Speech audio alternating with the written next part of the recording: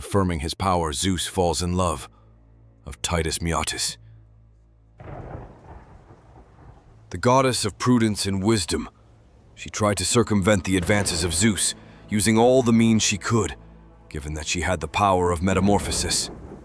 The goddess was able to transform herself into several animals to lose the great god.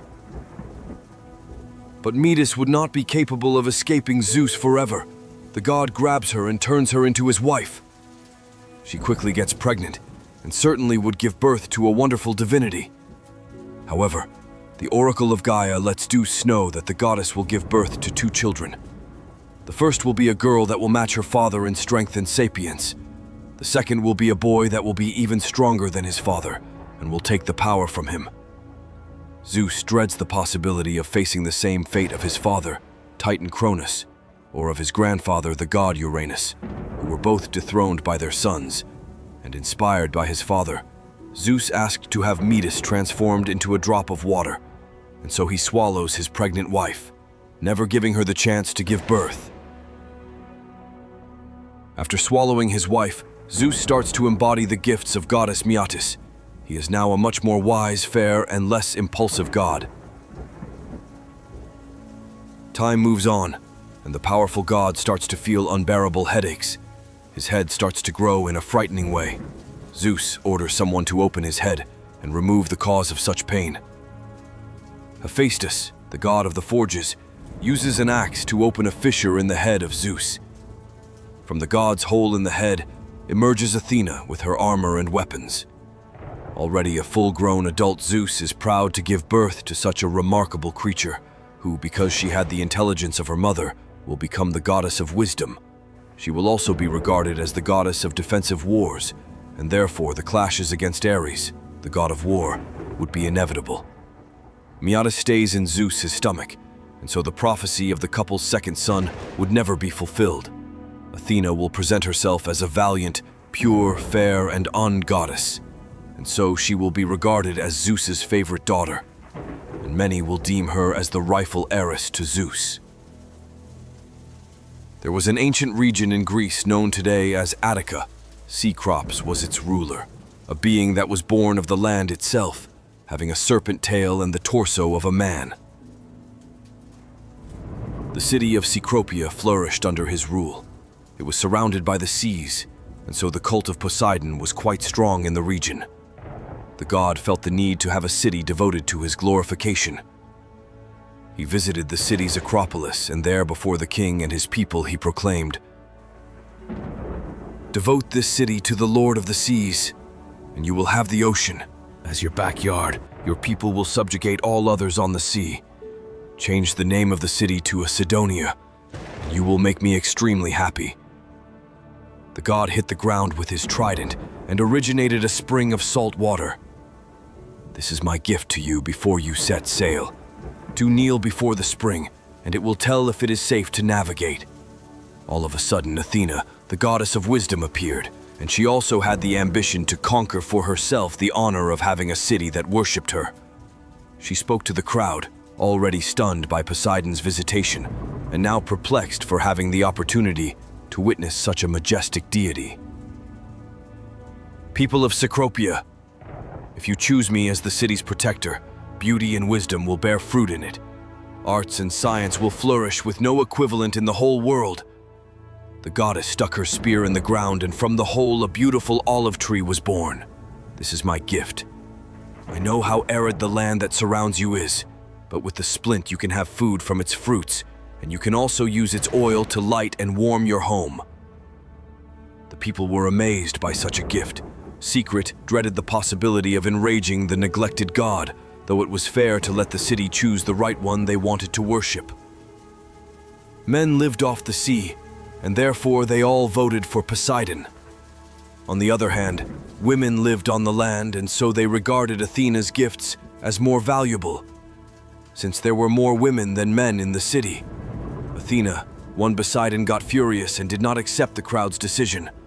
"There is only one honored way to decide this. Pick up your weapons and fight me."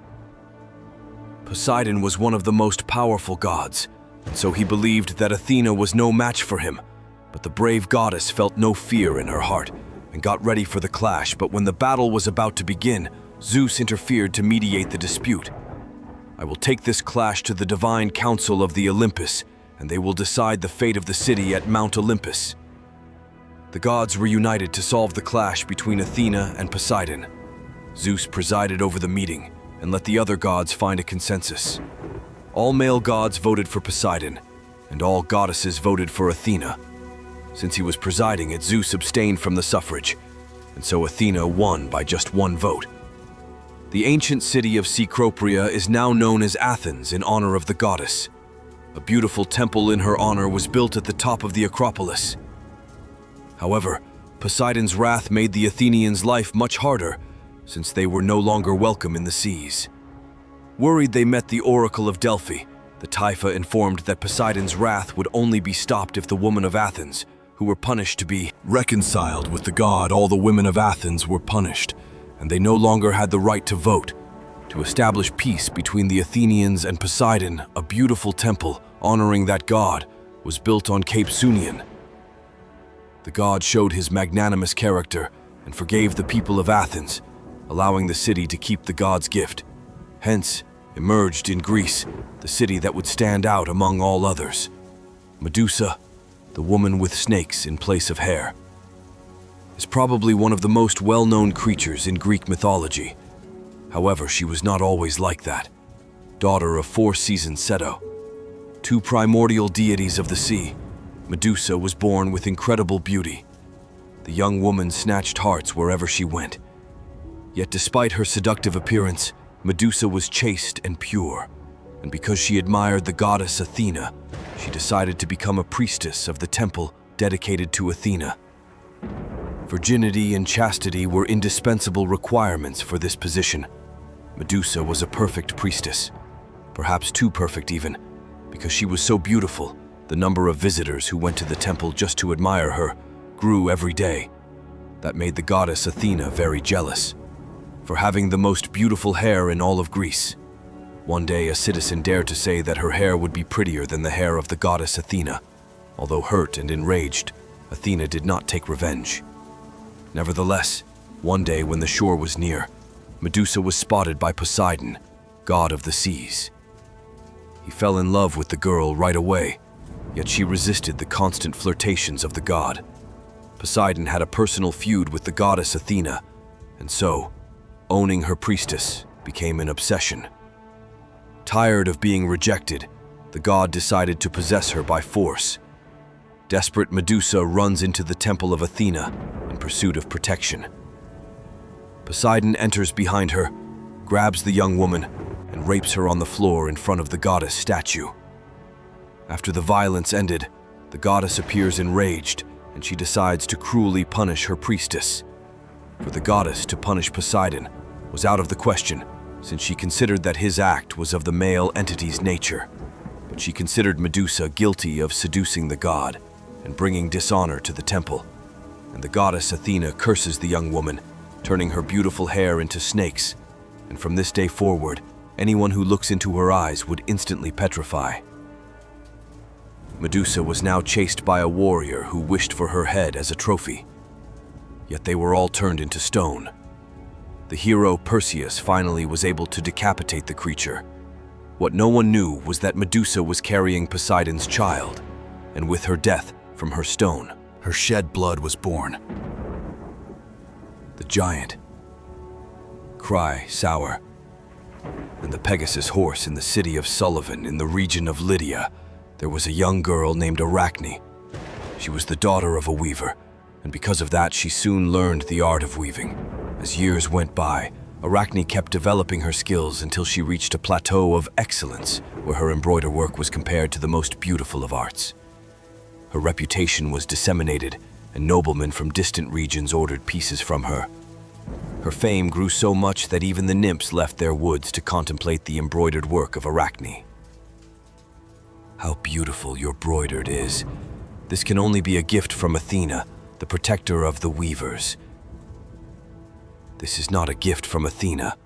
All the merit from this work is only mine, and I do believe that my embroidered work is even better than the ones of the goddess. The news of a weaver who claimed to be better than Athena soon reached Olympus. The goddess decided to disguise herself as an old lady and check this reckless girl who considered herself to be above the gods. Approaching the studio of Arachne, Athena perceived that the young girl really had an impressive talent to weave. Athena decided to give her advice. You are deeply talented, but perhaps due to your young age, you still have a lot to learn when it comes to being humble. You are certainly the most skillful among the mortal beings, but comparing yourself to a goddess is far from wise. I'm not arrogant. I am aware of my potential, and for that, when I claim that my embroidered work is better than the one of Athena, I'm just affirming the purest of truths. You think you're better than a goddess. Isn't that so? So let's see that. Arachne and Athena started a competition to see who would be the one capable of producing the best embroidered work. The nymphs were called to be the judges of the clash. Athena, bragging about her feats, weaved the depiction of her victory against Poseidon in the class for Athens. Meanwhile, Arachne was broidering the image of the kidnap of Princess Europa, perpetrated by Zeus, who became a white bull to deceive her. Her work was clearly a display of sarcasm against the gods, who used their powers to stay ahead of men despite the powerful criticism of the gods contained in Arachne's embroidered work. The fact that it was brilliant and better than Athena's was unquestionable. Confronted with Arachne's work, Athena felt outraged with the insults made by the gods, but her wrath became even bigger after noticing that she had been defeated by a reckless mortal being. The goddess destroyed the rival's work and hit her in the head with the weaving needle. Finally, she decided to curse the proud girl from this day on. You will be a horrible and repulsive creature. So will your offspring. Arachne became a spider. However, she did not stop knitting, and with her 8 legs, it appeared that her work was even better. Athena, seeing her newest work, said, Damn her. She is good indeed.